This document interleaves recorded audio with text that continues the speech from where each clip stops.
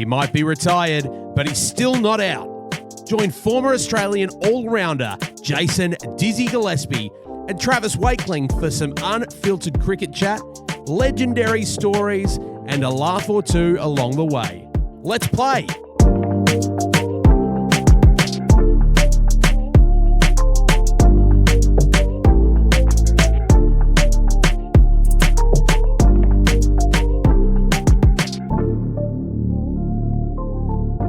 Hey guys, Trav here from the Still Not Out podcast. Well, when we recorded episode number 3, which is about to get underway, we didn't know at the time that Usman Khawaja has been officially ruled out of the second test. It came through later in the day. It's a huge blow for Australia in terms of just the choices of what they're going to be able to do in this second test, but it might bode well for some of Dizzy's predictions. So stick around for the episode. It's the Still Not Out podcast with Travis Wakeling and Jason Dizzy Gillespie. There is plenty of Ashes content, plenty of domestic cricket content, and even a bit of local cricket for you to enjoy. We're back at the Seacliff Golf Course today.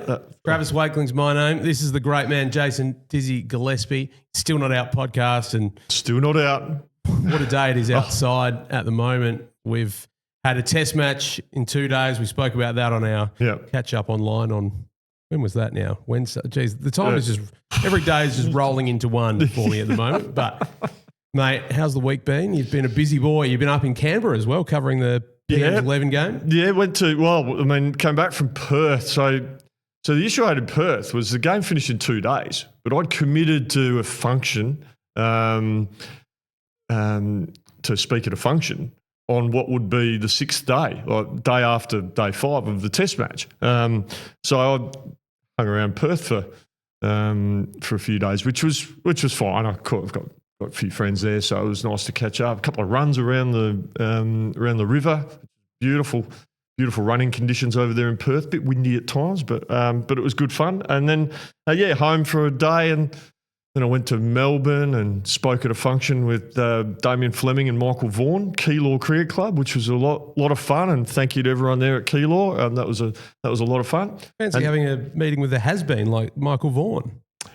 Well, apparently we're all has-beens once you finish playing. But then I went to Canberra and with the national broadcaster with ABC Sport. The 2-day game there, PM's 11 versus an England 11, and saw some high-end talent on show there for sure. So that was great. How does poor Anna deal with you having to be gallivanting around all parts of Australia? I was thinking that as you were saying it, and then it occurred to me, well, you were actually away more in your coaching gigs, more likely, and now we're probably thinking, well, how does poor Anna deal now that you're home so often?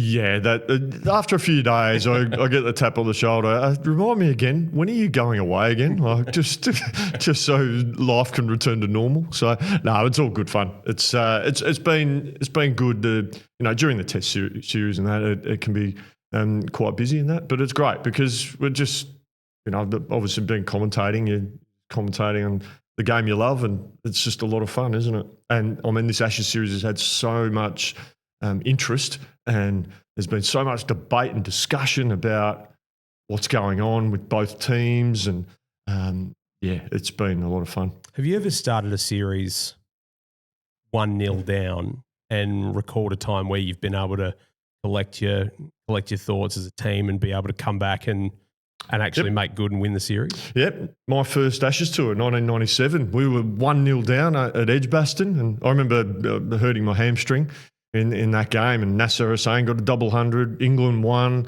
They were all the papers over there saying the Ashes are coming home and all this sort of stuff, and then we ended up winning the series 3-2. So that was fantastic. So look, it can be done.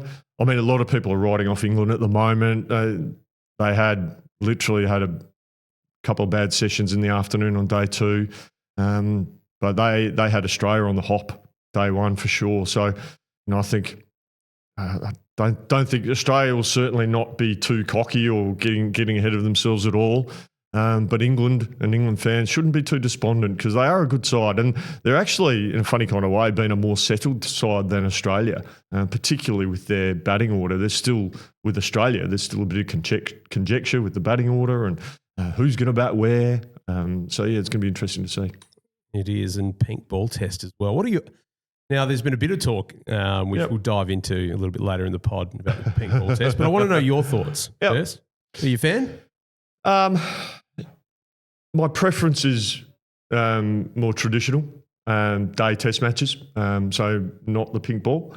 I understand the commercial realities of it. I think day-night tests out here, it's good for English supporters. It's probably better time stamp for them to watch the game or listen to the game. But yeah, I'll be honest, I'm a bit of a traditionalist, particularly when it comes to Test cricket, and I like the day tests. Well, I've done some research. Oh, I've come prepared today, Dizz. You have come prepared? I'm going to quiz you. Okay. Gee whiz. So you're going to test me here. I really am. So there have been, what's that? About 1,300s in pink ball tests in 13 centuries in Australia. All right, can you name the players who have scored a pink ball 100 in Australia? I don't need how many, but just the players who have ticked that off their bucket list. Usman Khawaja. Yep.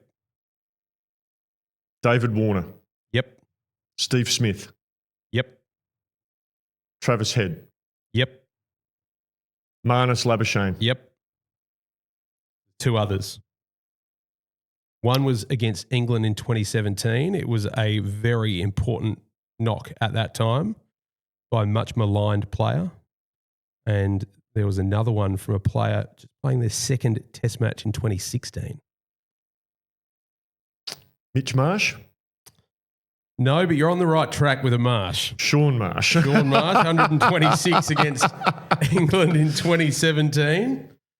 And started with Tim Payne, had really, really strong partnership with Payne and ended up getting us to a good total. So 2016. So 2016, and this was against Pakistan at the Gabba. Oh. And he had debuted the week before. Oh, it's on the tip of my tongue. Very, very good domestic cricketer. Played in the PM's 11 game. It's not Pete Hanscom. Petey Hanscom. Yeah, I was going to say. I was going to say it was Pete Hanscom. He had as good a start to his Test career as just about anyone. He did. He's played about 20 Tests, I reckon. Pete. He has, and he's had a good start to the Shield season, hasn't he? He's 34, so he's not ruling it out. It's probably more unlikely than likely that he'll force his way back into the Australian side, but the Australian selectors have shown that age doesn't seem to be too much of a barrier. So there's time for Petey yet. They like him on a subcontinent tour as well. Well, elite player of spin, isn't he? So that's right. Yeah.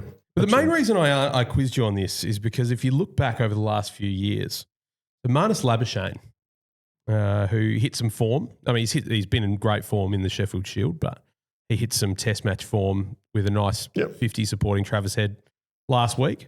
He's got 4 pink ball tons. Wow. 4.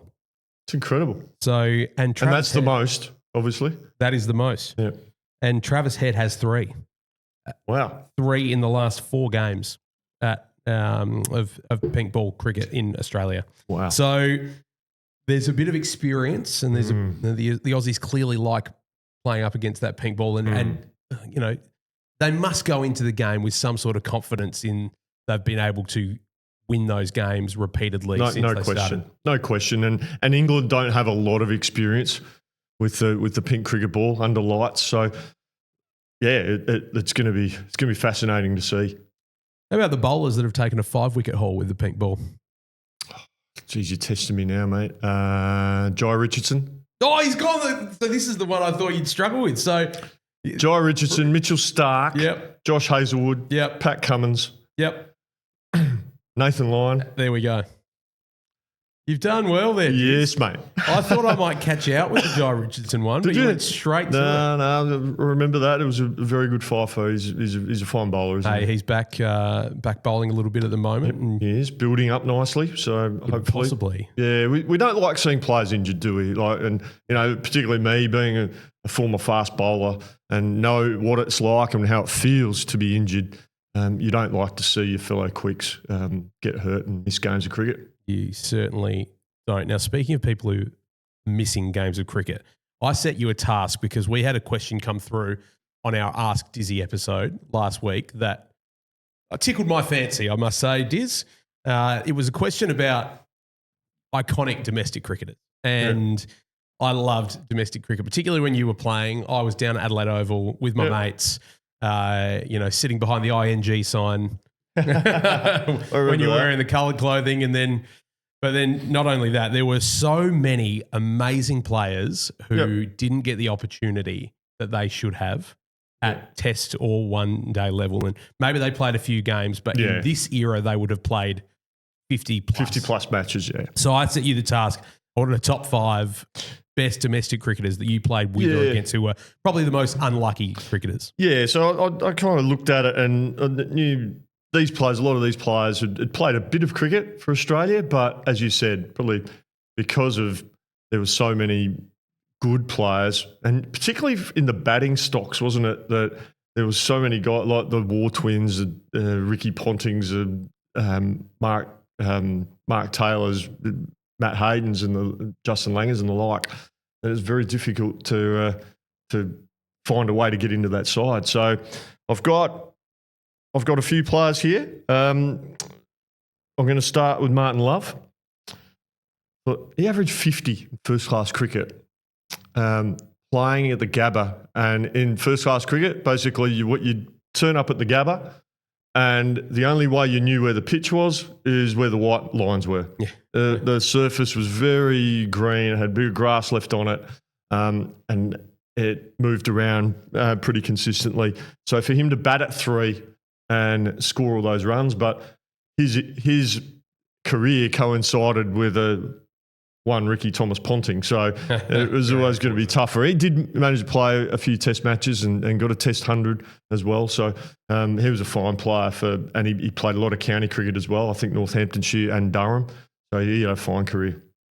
Sensational. Number 2? Number 2, I'm going to go current Australian batting coach, Michael Di Venuto. Didn't play test cricket, played some one-day cricket, maybe 10 or 11 one-day games. Left-hand aggressive opening batter. Again, had a wonderful first-class career in Australia, had a wonderful career in the UK. Played for Derbyshire, Sussex and Durham for the most part. And also represented Italy. So who are in the World Cup. And we've got the Menenti brothers are going to be playing in that. So that's exciting from their perspective. Next one I've got, played 1 test, this guy, and he got 54 not out in his only test innings, and that's Stuart Law. Scored a mountain of runs for Queensland, for Essex and for Lancashire in the county championships. World-renowned cricket coach, has coached been a head coach of a number of international sides. Currently head coach of... Boy, Nepal, isn't it? Nepal, well played, Trav. Yeah, so he's been Nepal. He's been head coach of the West Indies. He's been head coach of Pakistan as well, I think. And there might be another one he's been head coach of. How's this for a first-class record? I was just, whilst you think of that. Let's have a look. Yeah, so 367 first-class games. Just the 367? Now, that is a lot of days of cricket. That's a lot of days in the dirt, yeah. So that's a lot of warm-ups. That's what that is. So let's think for 4 days, let's say average that by 3.5 days of cricket. That is a stupid amount of days of cricket. Now, he's averaged 50.52 to be exact, and 79 hundreds, 128 50s. Wow. That is some record. That's an incredible record. The only thing missing there is a test double ton, Diz.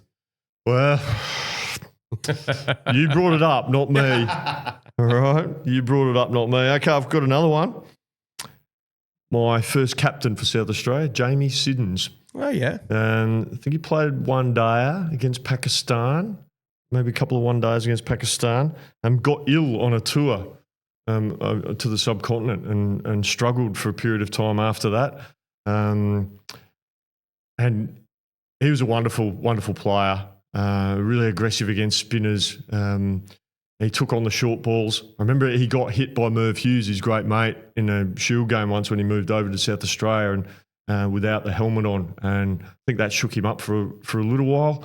But he was a wonderful player and probably the best catcher of a cricket ball that I've ever seen. He was incredible. And like slip fielder, he could get really close, like especially on the lower, slower wicket as the game went on and the pitch deteriorated. He would field so close at second slip and still catch absolutely everything. He was a wonderful, wonderful cricketer. 160 first-class games for Jamie Siddons with an average of 44.9 and 35 hundreds, if you don't mind. That record, if there was anyone rolling around in cricket, they'd be playing at the highest cricket level and probably dominating as well. Yeah, absolutely. And the other one I've got my great mate Andy Bickle from Queensland. It still would have played 20 odd tests maybe, but I think he holds a record for the most 12th men in Test cricket for Australia. Wonderful guy, played a lot of cricket, leading wicket taker in the history of the game for Queensland in the Sheffield Shield. He's current bowling coach of Queensland. One thing that stands out for me with Andy Bickle, Trav, is he was competing for spots with the likes of Glenn McGrath, myself, Mike Kasparovich, his great mate, Queensland, Damien Fleming, Brett Lee, Paul Rifle, these guys, right? He was competing for that, and quite often he would miss out. And his disappointment, like day before a game, a test match, or 2 days out when he was told, to get out his frustration because he was just so desperate to play. He would go for these big runs, like go a lap around the thing, go 5-7K run. That would just get his frustration out, and because he would never want to be grumpy or that around the team or around the team environment. He was such a team player. So he'd go and do that, let his frustrations out. Then he'd come and be the most supportive teammate you could ever hope for. And even he was like a de facto bowling coach. Like he would, in essence, we were competing for a spot in the team, and he would be helping me with my bowling at training and during games. He'd be showing me little clips on the video replays and showing me things that I could improve to help the team and help my bowling. Just a wonderful teammate, and no surprises to me that he's turned into such a wonderful coach.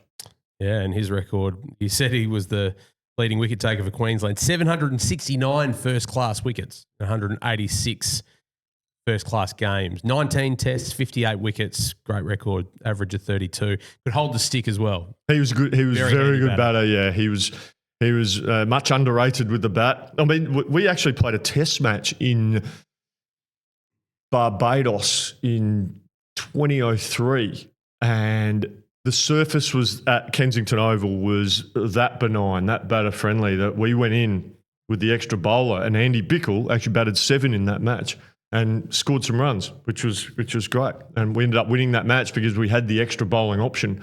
And so good foresight by Captain Steve Waugh and the selector on duty.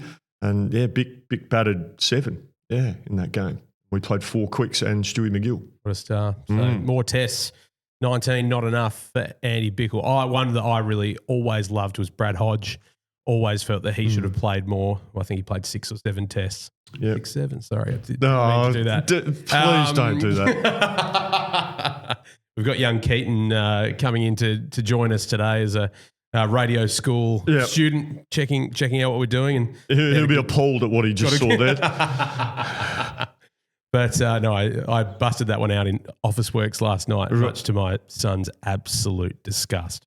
Oh, Harrison would have been bleak with you. He was really, really mad about it. Yeah. So I don't blame him.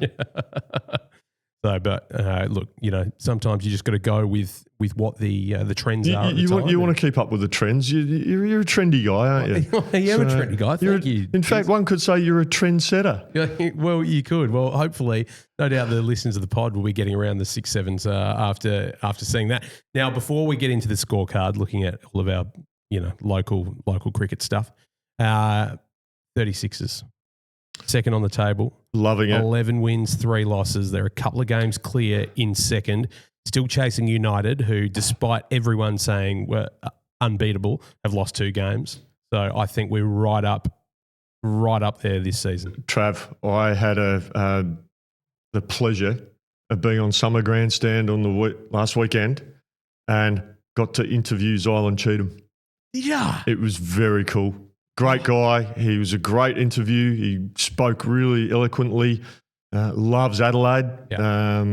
And he hinted at, we asked him questions about how much he enjoys Adelaide. We'd like to stay here longer. And he hinted that there were conversations happening to keep him here for longer because he wants he's 30 years of age now. He'd like a base somewhere that he can, be part of a team for a period of time. So fingers crossed that the 36ers management get their heads together and get him on board because, mate, if he's here for the next few years with the squad that we've got, he's like a glue player, isn't he? Oh. He is absolutely brilliant. And love watching him go about his work. The energy. Yeah. You build your team around Bryce Cotton, but also him. 100%. Couldn't agree more. That's the crazy thing about the 36ers at the moment. You've got 3 or 4 players that you could genuinely build a team around. That's right. It's a good place to be in. Hey, We're going to get stuck into the scorecard and look at the results in domestic and local cricket, and we'll get into the Ashes as well when we look into the future with the forecast a little bit later on. But I just wanted to highlight now, by the time this episode is released, this game will have been played, but Spencer Johnson returns in grade cricket tonight for West Torrens against Prospect at Prospect Oval at 4:45 p.m. Now, I think it's just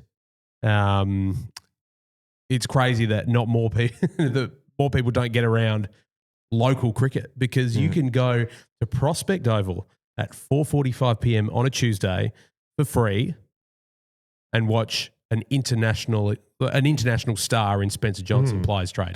Yeah, and it's fantastic, and it's great that Spencer's back playing. Obviously, he's had these injuries. I think this one's back or side issue that's been bubbling away for a while. So he's been out of action for a while.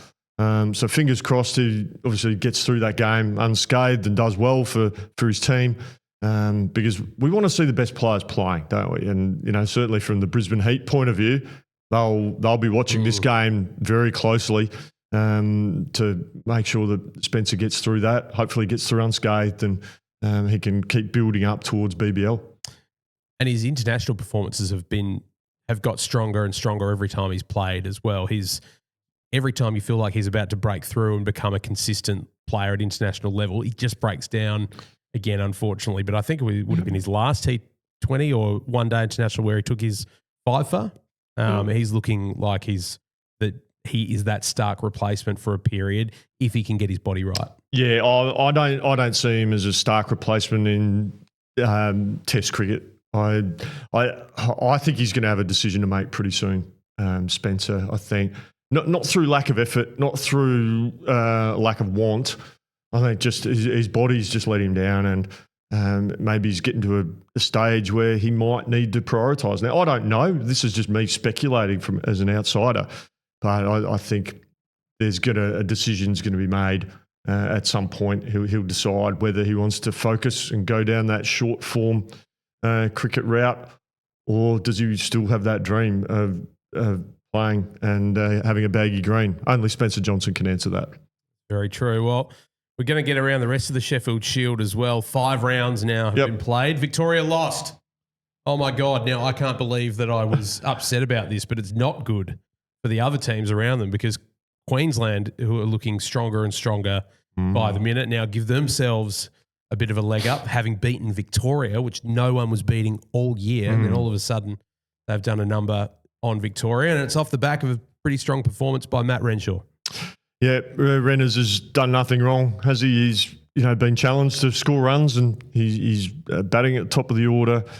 He's been talked about in circles, a bit of speculation.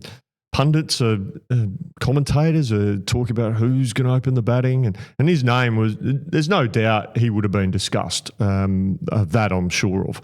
But they obviously went the way they've gone, and yeah, all he can do is just keep scoring runs. That's all that Matt Renshaw can do, and Jake Weatherall proved that if you keep scoring runs and bang the door down, that door will open. Matt Renshaw is one of the indirect victims of the Travis Head performance the other day, because now all of a sudden it's another person that gets thrown into the opening, the batting mix. I think Renshaw probably plays the Khawaja role. Personally, I felt at the start of the summer, if it was a Khawaja replacement, that Renshaw would have got the tick. He can bat a bit more time, really solid in defence, and still has that attacking flair as well. But looking at that other, that at the other end, I would have almost thought Travis Head, Jake Weatherall like for like. So it'll be interesting to see what combination they're going to go for now, because Head and Weatherall could be quite exciting to watch if Weatherall can get himself comfortable and get himself going at Test cricket. Yeah, and look, I think with the opening spot, there's been a lot of speculation, a lot of conjecture. I think what we need to know is exactly where Usman's fitness is. So I think the Australian selectors will quite rightly give him as long as he needs to be able to either prove or not prove his fitness. I suspect the fact that he's been named in the squad would suggest that he's a real chance of retaining his place in the order. I still think there's a chance that the Aussie selectors, they've seen a guy come in Travis Head and play an innings like that. It's not as if he's never done it before. I mean, that was his 9th innings opening the batting for Australia in Test cricket. Admittedly, 8 of those are on the subcontinent. But I don't know if you know this, Trav, but he averages more opening, even before the 100 in Perth. He averaged more opening than he does in any other batting position in Test cricket. So has the opener's conundrum been staring us all in the face all this time? Travis Head, is he the one? They'll be seriously debating it, seriously considering it. They'd be part of them be excited about that, but at the same time, the selectors might be thinking, you know what, that was a one-off. And you hear some of Andrew McDonald's comments and start to think that maybe that's how they think. Yes, that was a one-off. Is there room to move depending on conditions and situations? Can we pivot with the batting order? We've just shown that we can. And Perth was a great example. We had to pivot and we sent Travis out there. No worries, he did really well. Doesn't mean he's going to do it well all the time. And, I suspect it doesn't necessarily mean that he's going to open all the time. So for me, if I was put in the selector's shoes, which way I'd go, I'd be deciding between Travis Head and Josh Inglis, who would open, and the other one would bat 5. And no Aussie for me. There you go. We've jumped ahead there, but that's pretty resounding there. Diz, I've always been a big fan of Usman Khawaja. Yep. I'd love to see him stick around for a little bit longer. Look, he's been brilliant, and there's no question, but I think time does catch up with all players, and we saw he struggled for his fitness there. I actually think it was a bit unfair to pile on him about playing golf. Yeah. Because Mitchell Starc played golf and got 10 wickets for the match and no one said boo. Travis Head played golf. So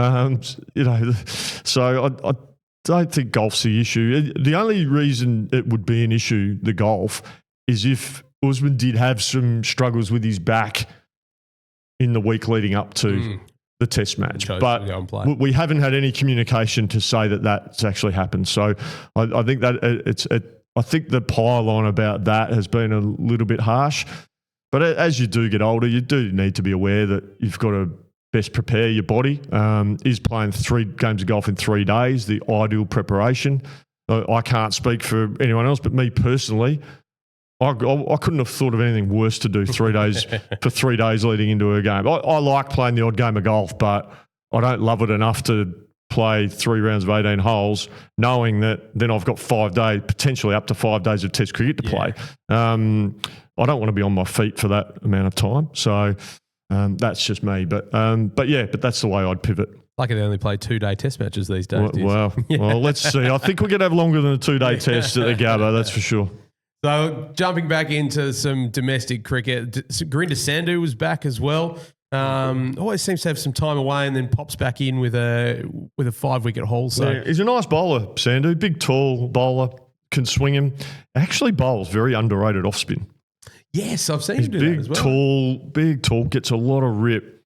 John Davison, who's the Nathan Lyon's spin coach, has often said that Sandhu is a very, very effective off spinner and should commit more time to it.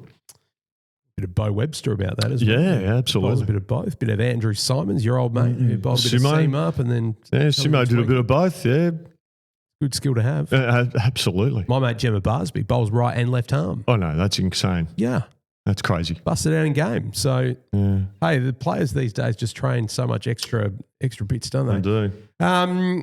Xavier Bartlett, 4 wickets and 72. So another good performance from him. I'd love to see him with a red ball in hand for Australia one day. I don't think it's going to be too far away. Yeah, I think that'll happen. That'll happen at some point. He's improved. His level of improvement over the last couple of years has been very, very good. It's he's a lovely cricketer. He is, and then we go down south, Tasmania. Yep. 8 for 623. It's the biggest score I've seen in a long time in the Shield. Now, something that caught my eye was the performance of Nikhil Chaudhry. Yep. Nikhil Chaudhry, yep. Now, he got a 5-wicket haul last game for Tasmania. Bowls really deceiving spin, and then he's gone and hit 160 odd for Tasmania in the middle order. That's he's 31 years old, serious talent. He's moved over from India just a few years ago. But he's someone to watch in this Sheffield Shield competition, I think. Anyone that puts performances like that on the board, is definitely a must watch. But yeah, he kind of balances out that Tasmanian side quite nicely. He offers, as you said, both skills. And yeah, that was a huge game for him. And he scores at a decent clip. Run a ball type player. And plays that almost Travis Head middle order role, doesn't he? For Tasmania. And then our mates, the Sackers, a 3-day game. If that went to 4 days, could have been an all-time classic. That SA could have been a great result. Yeah, agreed. Cooper Connolly guiding WA home safely. The kid just has a mature head on his shoulders. He has done it so many times. He's come out in pressure situations. South Australia had just taken a couple of quick wickets, and if they had managed to work their way through the Western Australian order, they could have come in with a small chase and won that game, and Connolly just took it away from them. Yep, Connolly, look, a future, I think, potentially long-term Test player. I think I love the fact he's getting exposure in the shorter forms for Australia. And I know he has played a Test match in Sri Lanka earlier this year, but I'd just like to see him get a good body of work in the Shield.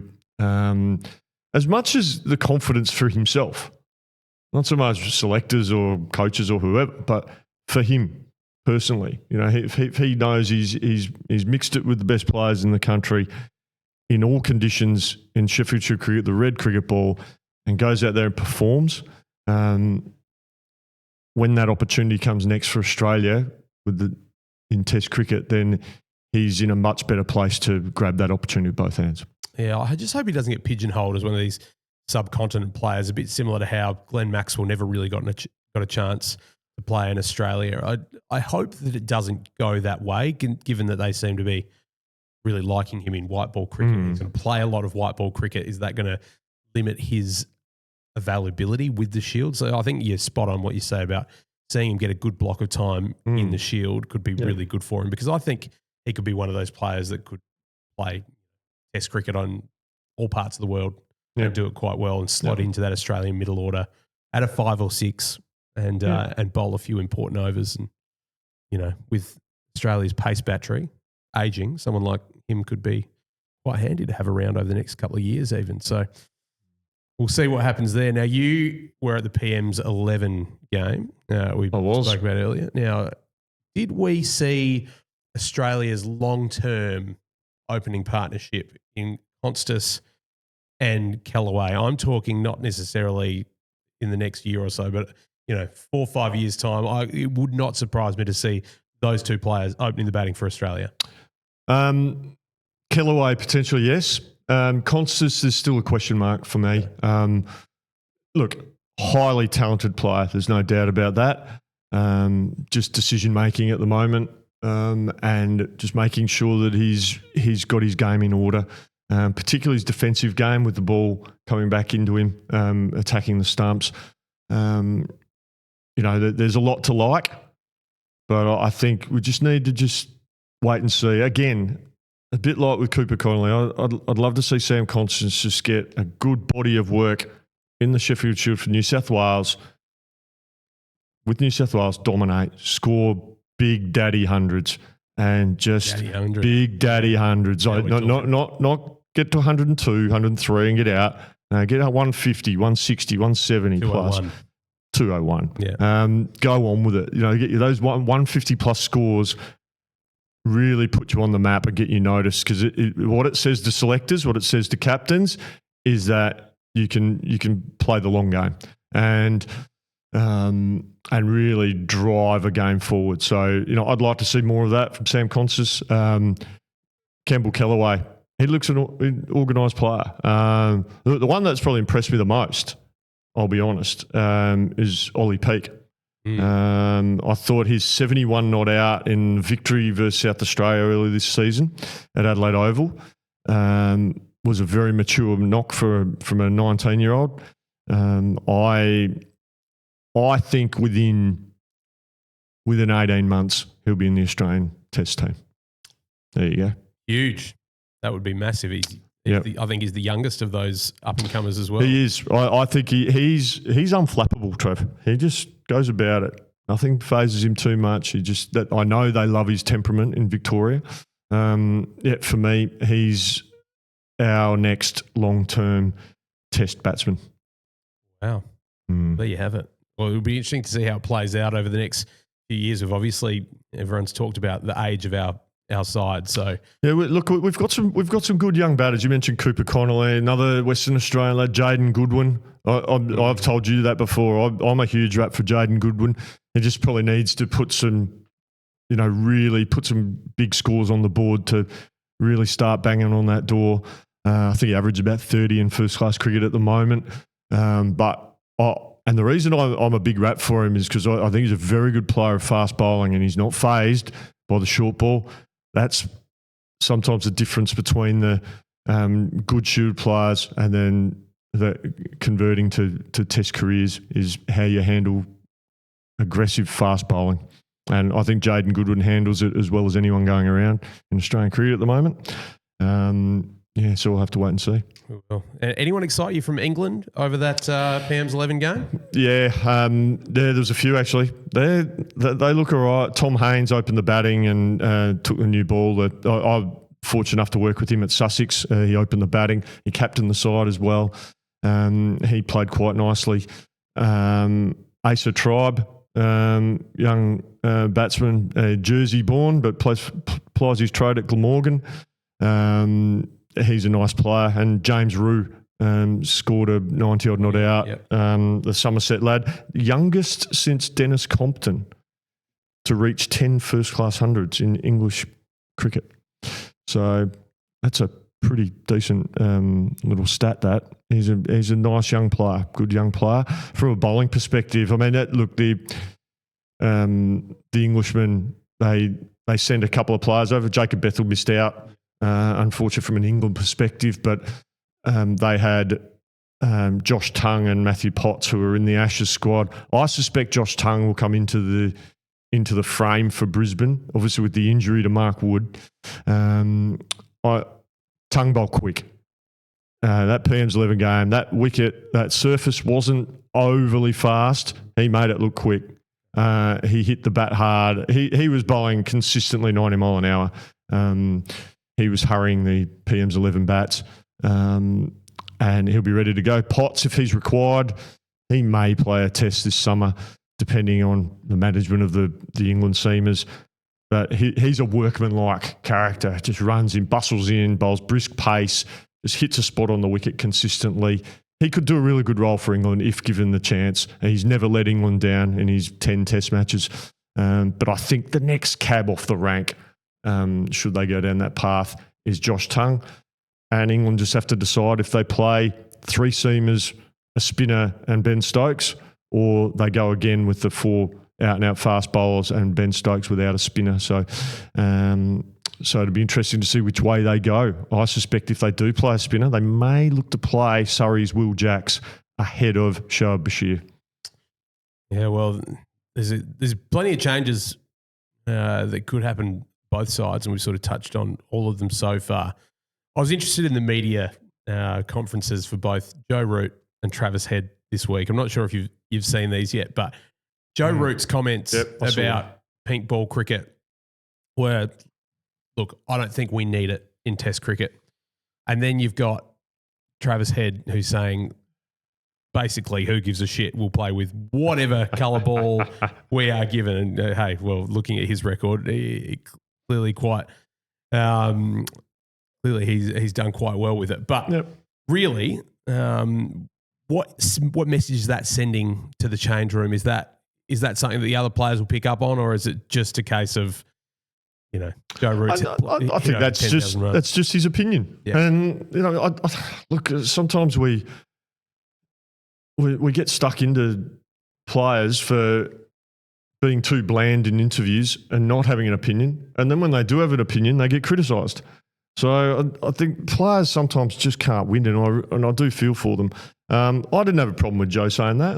He was asked a question and he gave an answer, much like you asked me earlier in the pod about what do I prefer.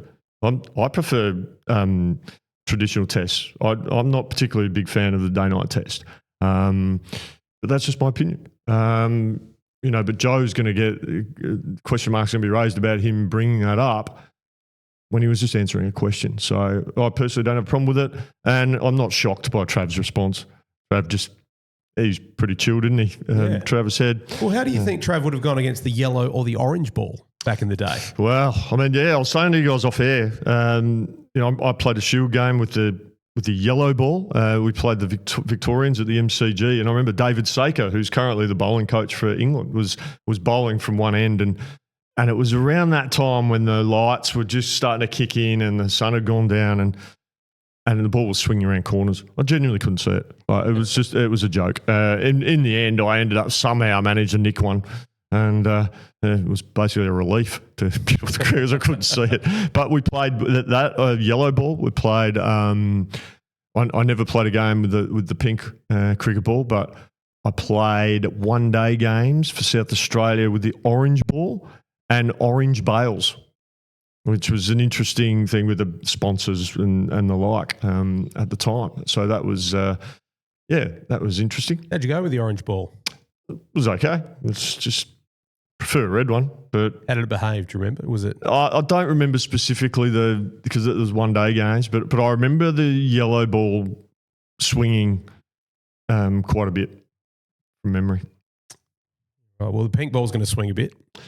It will. And I mean, that Gabba deck that they released on social media yesterday, 3 days out, it looked like just standard grass. No, I had a good chat with Mike Kasperovich this morning. Very experienced campaigner. Spent a lot of time playing cricket up there. He said it's been hot and humid in Brisbane, and he said the surface, it might offer a little bit early, as all first-class test surfaces do, but he seems to think it's going to play pretty well. And he said he'd urge whichever team wins the toss to have a hit first. That'd be a big call. Isn't it funny how it's changed?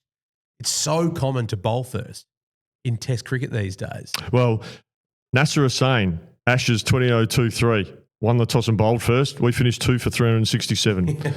So, look, everyone relates the Gabba to Shield cricket.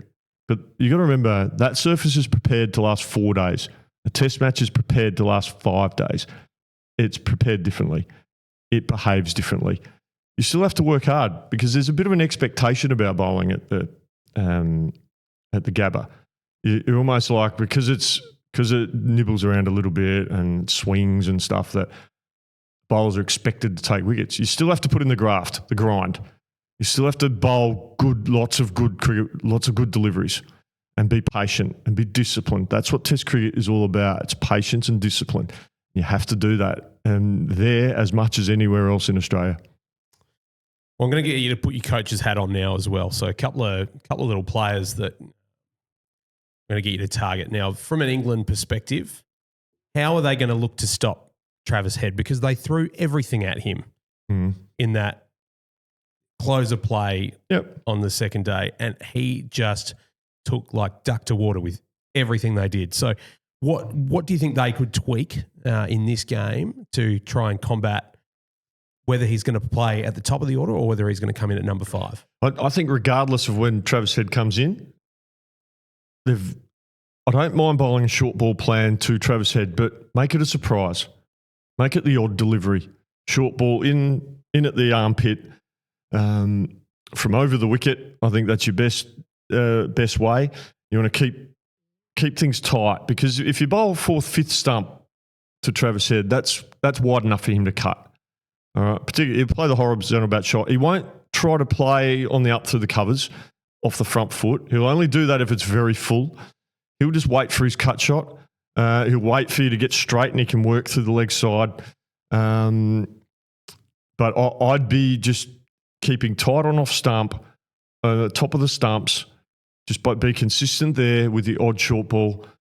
And I think you keep it as simple as that. It's a patience game. It's a discipline game.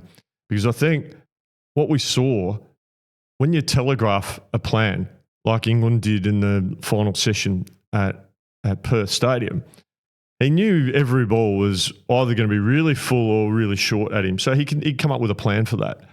And I think if the surprise element of the bouncer, that'd be the way to impact and potentially impact against Travis Head, would be the surprise bouncer, not the expected short ball, because you've got the field set, you've got 6 men out, and you can plan for that.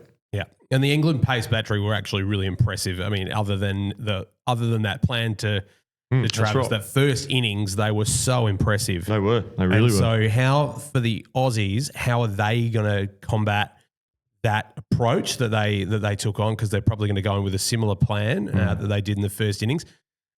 Conversely, how much of a loss is Mark Wood to their bowling attack for this particular game? Yep. So first of all, Mark Wood is their quickest bowler. So, that is a blow. But he didn't actually bowl a lot of overs in that game, to be honest. So it's something like 11 overs.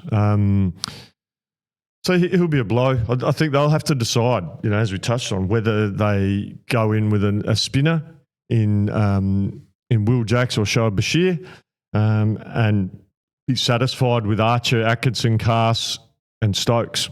And if they are, and they play Jacks, that lengthens their batting as well, which they'll be tempted to do, because it would mean Will Jacks will bat 8. And, he bats in the top 3 for Surrey and county cricket. So, Will Jacks is a very good player. It'll be fascinating to see which way England go.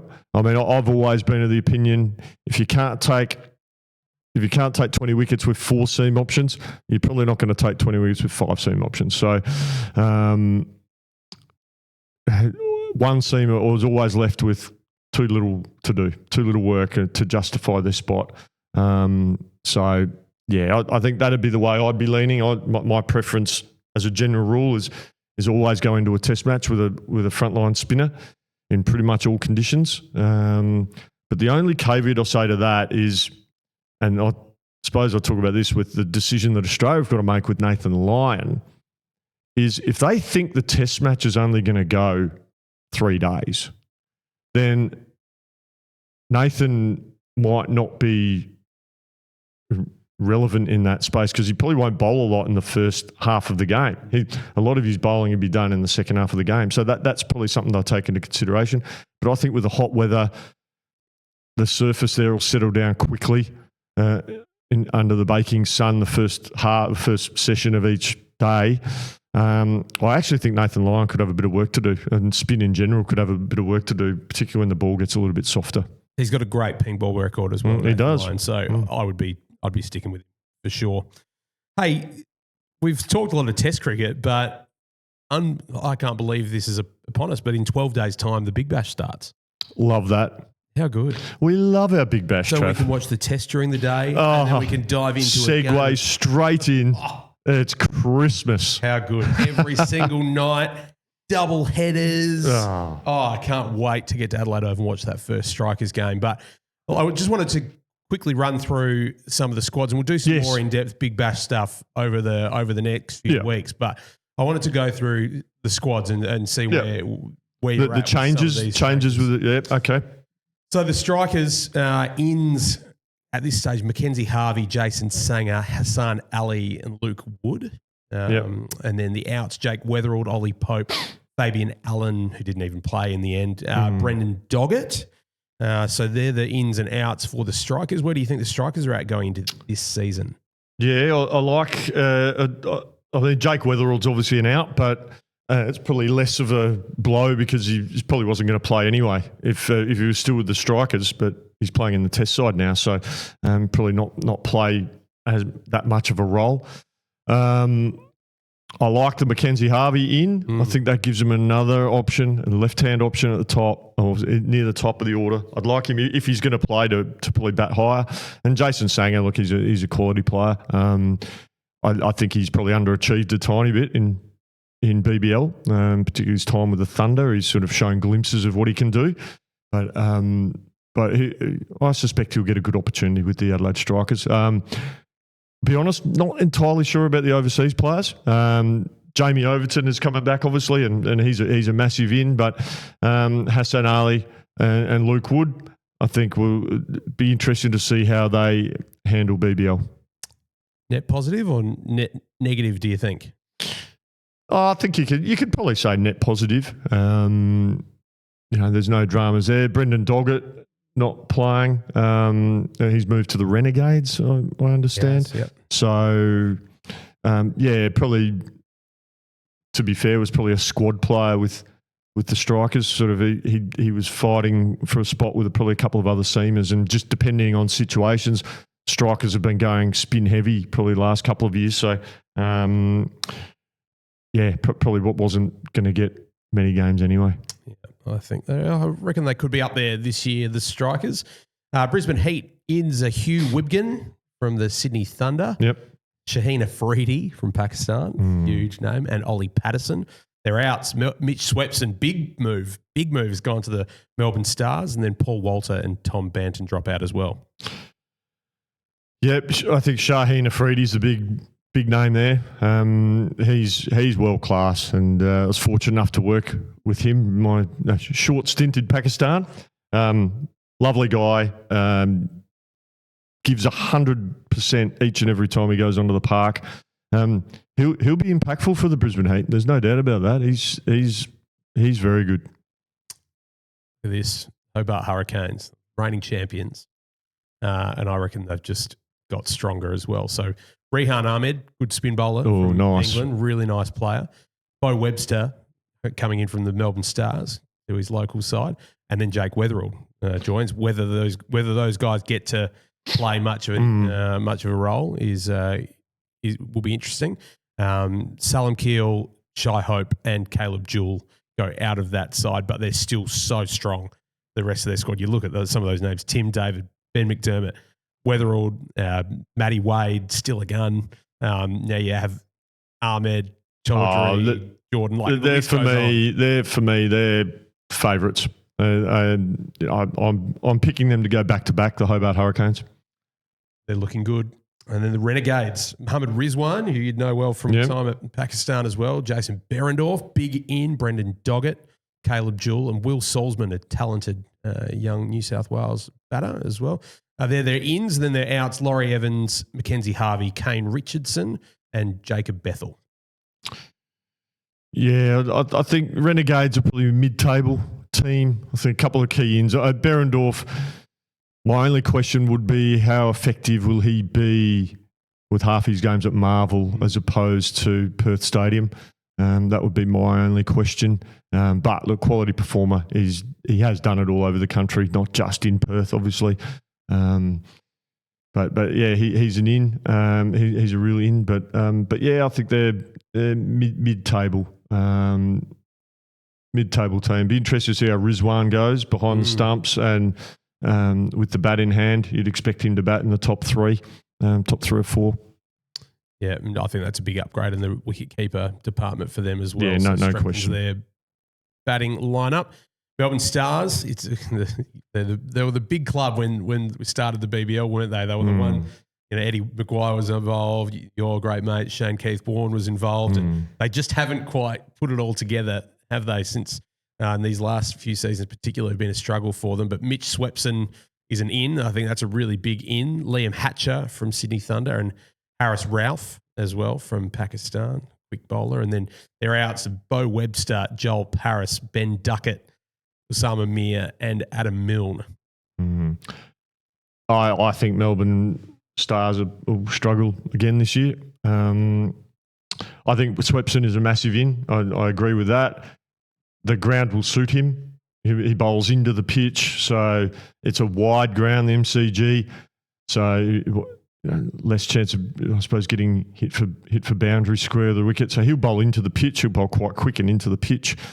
But yeah, I just don't think there's quite enough quality bat and ball to really challenge for a trophy.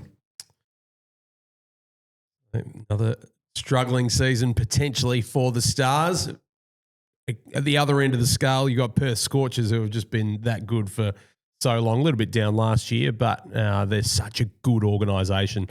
Their ins, Laurie Evans returns, David Payne returns, and Joel Paris also coming across from the Melbourne Stars. So a couple of players who have been there and done that with the Scorchers and been elsewhere and then come back, and their outs, Berendorf, Keaton Jennings and Matthew Hurst.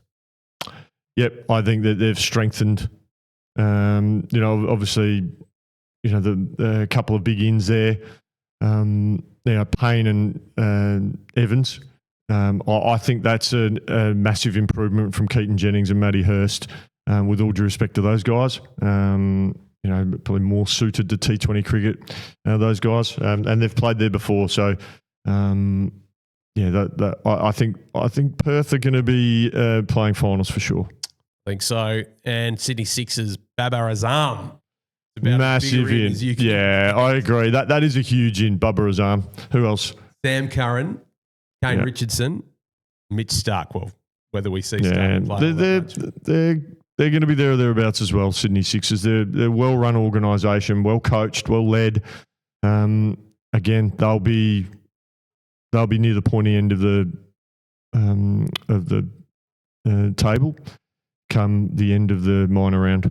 Yeah, lose one of their stalwarts in James Vince, though, who has been a really strong performer for them for a long time.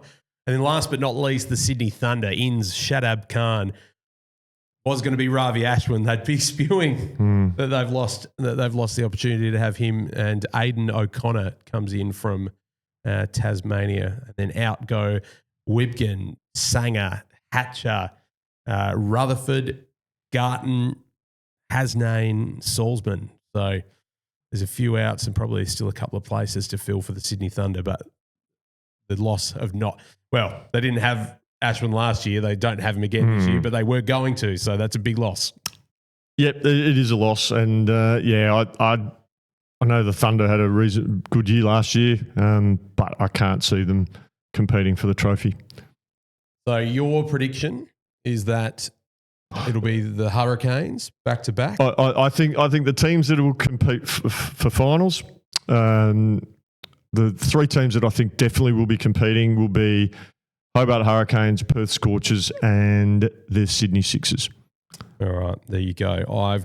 And then I think there'll be a group of teams fighting, maybe a group of three teams fighting for that fourth spot in the finals, and then probably the Stars. Well, I've got a bit of blind faith in the Strikers. So the Strikers will go up there against the Hurricanes in the final, and you never know what Beautiful. you get once you Well, I get to hope the so final. too. I'd love to see that. You would. So, hey, Diz, we're going to finish on a bit of a lighter note. I have seen a lot of stuff about haircuts, and I've heard that you have been getting a hard time about your haircut from Limo. Oh, Limo gave me a bit of grief. Said I had the worst haircut in cricket or something like that. That is so.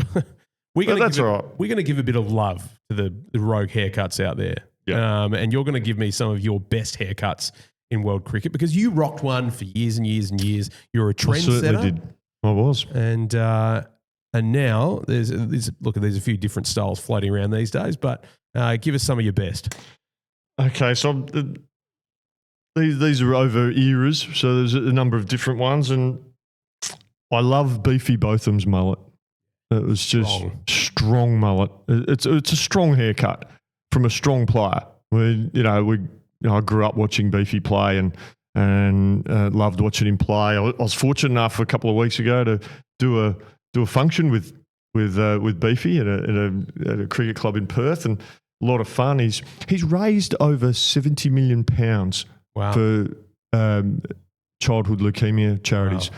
Which is an amazing effort. Like it's wonderful, and it's great to hear him share his stories about with all that, and the number and the survival rates have skyrocketed, and that's a direct result of Lord Botham's hard work. So well done, Beefy. I'm going to go. My first roommate in international cricket is Mark Waugh. He had the Buffont, big.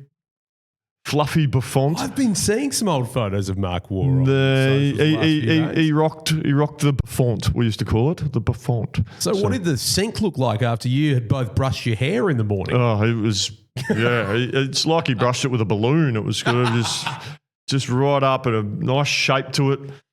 And he rated it pretty highly as well, June. You would? Yeah. Then I'm going to go my late great mate Andrew Simons when he had the dreads. Yeah, yeah, absolutely brilliant. Love that. He rocked it really well as well. He owned it, loved it. I thought Afro Andrew Simons was the best hairstyle. Yeah, he had the Afro, and then it kept growing. Yeah. I loved it when it got to the growth stage of the dreads. It looked great. Andre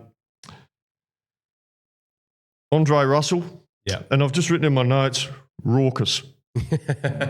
Just simply the big had the dusty cut. Yeah, almost, that's it. Yeah, bleached and just it was just raucous all over the shop. It was great, loved it.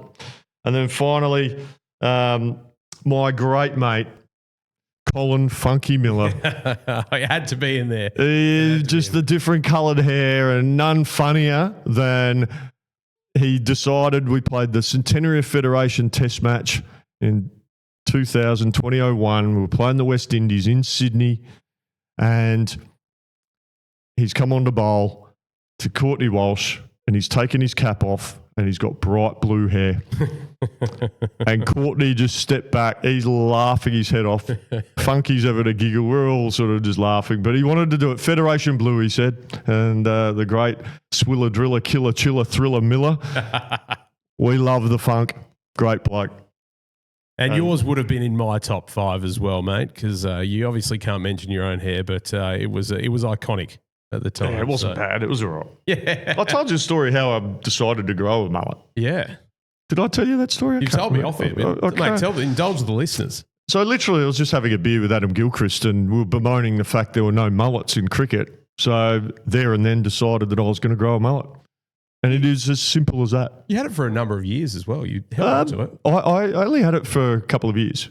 Like maybe 18 months, 2 years. Ashes, did you roll in with it? Yeah. So probably between 04, 05 I had it. That was it. Yeah.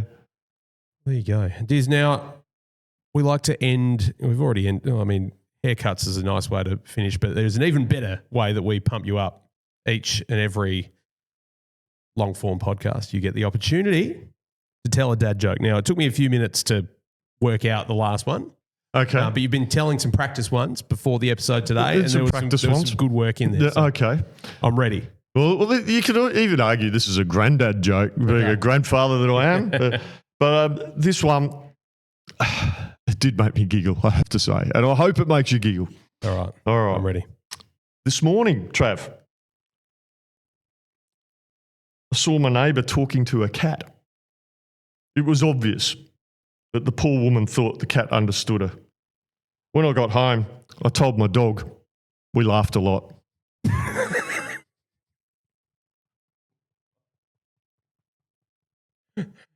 Oh, mate, you're getting better every episode. Oh, thank you. Thank you. You are getting better. And the first episode, I wasn't quite sure. And then the second one, I was slow off the mark, but we got there for a strong finish. And I did like that one. That was good.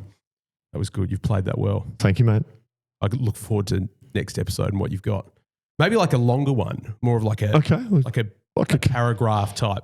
Maybe we ask our listeners. Yeah. Do they want a short, sharp, dizzy dad joke or a more elongated, longer one to build up? All right. We'll put that out there. Okay. All right. Hey, Diz, that's all we've got time for today. You've got to go off and travel the world to your next test assignment. Looking forward. Can't wait. I mean, home to Adelaide. Yeah, there's been lots of discussion about the games, and I think leading into the first test, I think everyone was just ready for the game to start, and I think I'm feeling that as well with this second test at the Gabba. I think everyone's just really keen for the game to get underway, and all the best to both teams. And from our perspective, we hope Australia do quite well, but England are dangerous, and I think Australia won't take them lightly, nor should they. All right. Still Not Out podcast. Thank you so much for joining us. Make sure you follow us on all the socials, Instagram, TikTok, YouTube, everything you can. 5-star ratings only, we always say, don't we, Diz? And right. We will see you after, hopefully, another Australian win in the second test in Brisbane. Take care. See you, Trav.